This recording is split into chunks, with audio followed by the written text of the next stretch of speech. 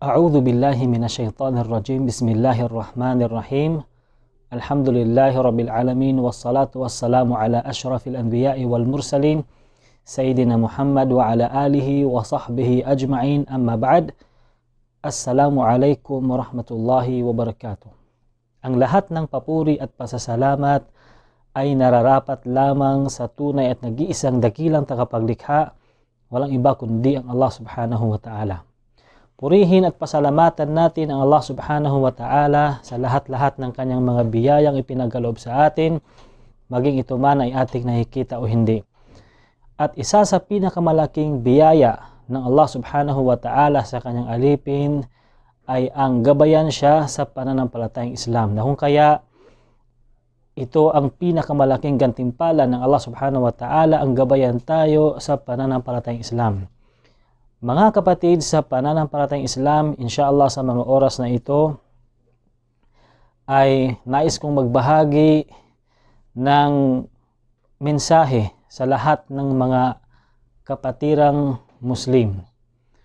Uulitin ko, ang advice na ito ay para sa lahat ng mga kapatid na mga Muslim, na kung saan ay nalalapit na nga ang isa sa mga selebrasyon ng mga kuffar.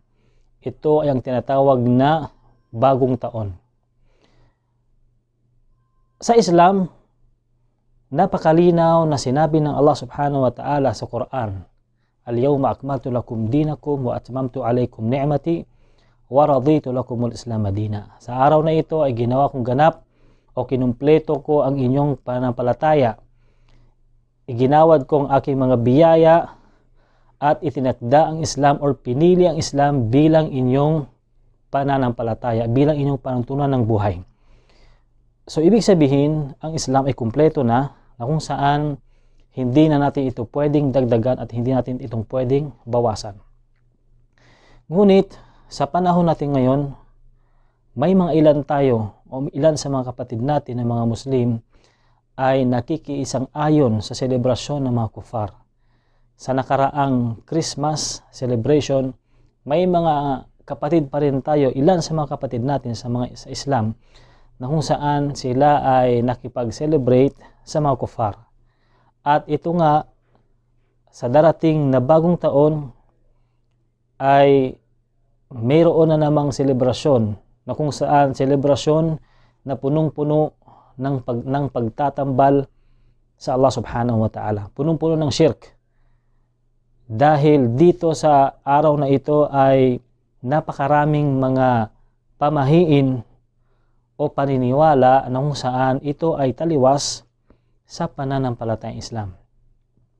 Gaya ng sinabi ng isang khatib sa isang masjid, yung nagbibigay ng sermon sa loob ng masjid tuwing Friday, na kung saan sinabi niya, napakalungkot, na kung saan merong mga kapatid na mga Muslim ang nagse-celebrate pa rin ng mga selebrasyon ng kuffar. Maging yung pagbati sa kanila ay ginagawa ito.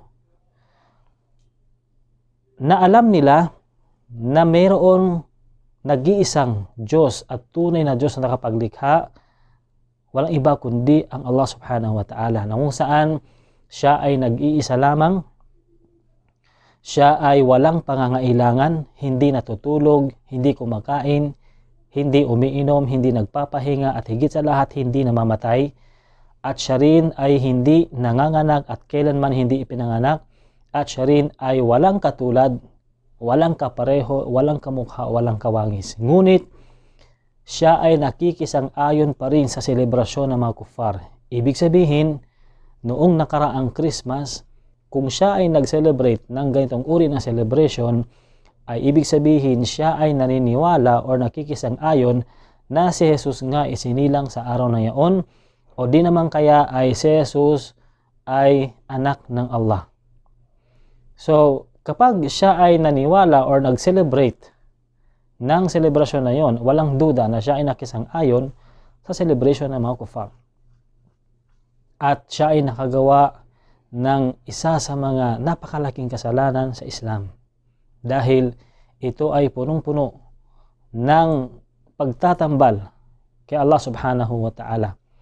Kaya mayroon siyang ibinigay na halimbawa doon sa kanyang sermon sa araw na yon, ng Biyernes, na kapag tayo ay bibili ng isang bagay, halimbawa yung cellphone.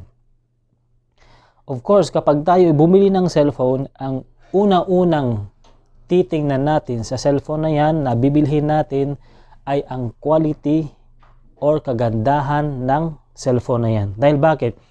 Upang tayo ay makasiguro na ang bibilhin natin ay makapagbigay sa atin ng benefits. So yung cellphone, kapag binili natin yan, unang-unang hahanapin natin ay ang kanyang quality. Magandang quality, malinaw ang camera, malaki ang storage ng cellphone na yan. Ngunit ang nakakalungkot sa ngayon, sa panahon natin, lalong-lalo sa panahon natin ngayon, ang nakakalungkot na ilan sa mga kapatid natin na mga Muslim ay mas ginugusto pa nilang hanapin ang mga makamundong bagay na ito kaysa sa kanyang pananampalataya. Ibig sabihin, kung yung binigay nating halimbawa na siya ay naghanap ng magandang quality doon sa cellphone na kanyang binili, ngunit hindi niya hinahanap ang kagandahan or ikakaganda ng kanyang pananampalataya. La ilaha illallah. Mas binigyang pansin pa niya ang bagay na kung saan ito ang makapagbigay ng benepisyo sa kanya. Pero hindi niya binibigyang pansin ang kaniyang pananampalataya kung papaano niya ito mapapaganda.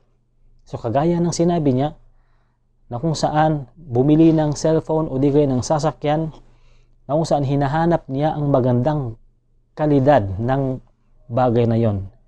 Pero hindi niya binibigyang diin o pansin ang kanyang pananampalataya na kung saan siya ay nakagawa na ng shirk, nakagawa na ng bid'ah sa kanyang pananampalataya. Ngunit hindi niya yung napapansin kung papaano niya pa mapapaganda ang kanyang pananampalataya. So, kaya sinabi niya na sa panahon natin ngayon, yung mga tao ay abala sa kanilang mga sarili para doon sa makamundong gawain lamang at hindi nila iniisip ang kabilang buhay. Na kung saan kung papaano nila mapaganda at mapaunlad ang kanilang pananampalataya sa nag-iisang tagapaglikha, ang Allah subhanahu wa ta'ala. Sinabi ng Allah subhanahu wa ta'ala sa Banal Quran, sa Suratul Imran, verse 185, sinabi ng Allah subhanahu wa ta'ala, kullu nafsin dha'iqatul maut wa innama tuwaffawna ujurakum yawmal qiyamah. Sinabi ng Allah subhanahu wa ta'ala, lahat ng nilikha o lahat ng may buhay ay makakatikim ng kamatayan. At walang duda, sa araw na yon, sa araw ng paghukom, ay makakamtan niya ang lahat ng kanyang mga biyaya sa mundong ito. Kung saan ito ibinigay sa kanya ng Allah subhanahu wa ta'ala. Faman zuhziha 'anil nar wa udkhila al-jannata faqad faz. At sino man ang iniligtas ng Allah subhanahu wa ta'ala sa impyernong apoy at ipinasok sa kanyang paraiso, ay siya ang tunay na nagtagumpay. Wa mal hayatud dunya illa mata'ul ghurur. At ang buhay sa mundong ito ay punong-puno ng panlilinlang, punong-puno ng tukso, punong-puno ng problema. Ang buhay sa mundong ito ay mapanlinlang lamang, mapaglaro at pansamantala lamang. Ngunit ang mga kapatiran natin, ilan sa mga kapatid natin sa Islam, ay inaabala ang kanilang mga sarili sa mga gawain na kung saan ito ay panandaliang kasayahan lamang. Ibig sabihin, ito may hangganan. Lahat ng ito ay magwawakas. Wamal hayatud dunya illa mata'ul ghurur. Ang buhay sa mundong ito ay panlilinlang lamang. Paglilinlang lamang doon sa mga nag-aabala sa kanilang sarili, doon sa mga bagay na may hangganan at pansamantalang kasiyahan. Ngunit hindi nila iniisip ang kasiyahan sa kabilang buhay na kung saan ito ay walang hangganan. So mga kapatid, sa pananampalatayang Islam, ito ay unang-una payo sa aking sarili, sa aking pamilya, sa aking mga kasamahan, at sa inyong lahat na aking mga kapatid sa Islam, na naway abalahin natin ang ating mga sarili kung papaano natin madagdagan ang ating pananampalataya, kagandahan ng ating pananampalataya, at iwasan natin, alayuan natin ang mga bagay na kung saan ito ay puro makamundong gawain lamang, lalong-lalo na sa darating na selebrasyon ng mga kufar. Ito yung bagong taon kung saan punong-puno ng paniniwala na kung saan ito ay taliwas sa pananampalatayang Islam. So naway nakapagdulot ako sa inyo ng maikling aral, insyaAllah. Hanggang dito na lang. Maraming salamat sa inyong pakikinig at panonood. Jazakumullahu khairan wa sallallahu ala nabina Muhammad wa ala alihi wa sahbihi ajma'in. Assalamu alaikum warahmatullahi wabarakatuh.